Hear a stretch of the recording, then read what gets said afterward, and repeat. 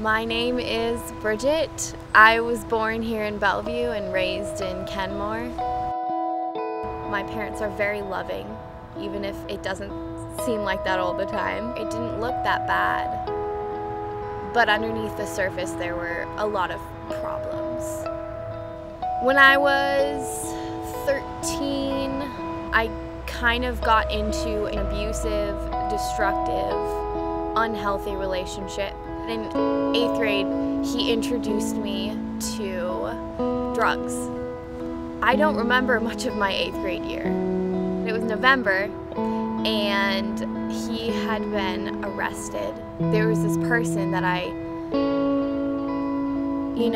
where I found my identity in. He was my everything, and then he was gone. And I just kind of fell apart from that. I started self-mutilating and got further and further in drugs. And I got a call. My boyfriend, he had overdosed on methamphetamine and was on life support now. It was one of the worst moments of my life. I remember automatically feeling like I have nothing to live for now. And they unplugged the machines, and he was gone, and he was buried, and they had a ceremony.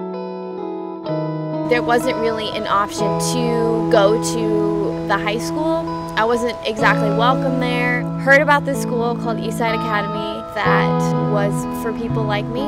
It became very apparent quickly that they really did care about what was going on, not only in my studies, but in my life, my personal life, my sobriety, spiritual life. In November of last year, I started to come to a really bad place. And God again came into my life and was like, do you really want to die, Bridget? I love you. That was when my friend at Eastside was like, we should go to this church that I heard about.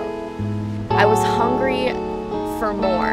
I absolutely devoured every word that I heard, and I went back and I got more and more involved in the church. Somewhere along the lines, I came to Jesus. I finally gave up and said, you know what? I can't manage my life anymore. I want you to come and change my heart.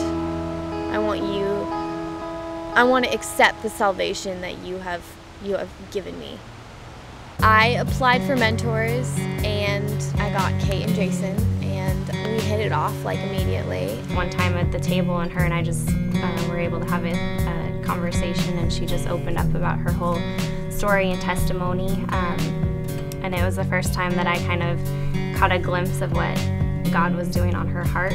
And we had the opportunity to participate in that. I was just grateful not to change Bridget, but to watch Jesus change Bridget and to affirm what the Spirit was doing in her heart.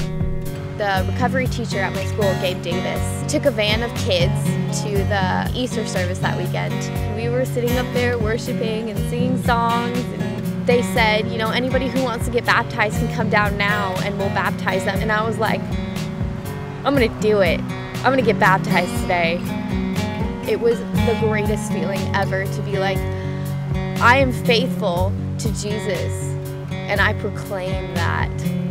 By no means was my life any easier at home or anywhere else. It was different. I had a guide now. It was impossible to get away from Jesus in the school, and it still is. Everything they did and everything that they ever talked about, it reflected Christ.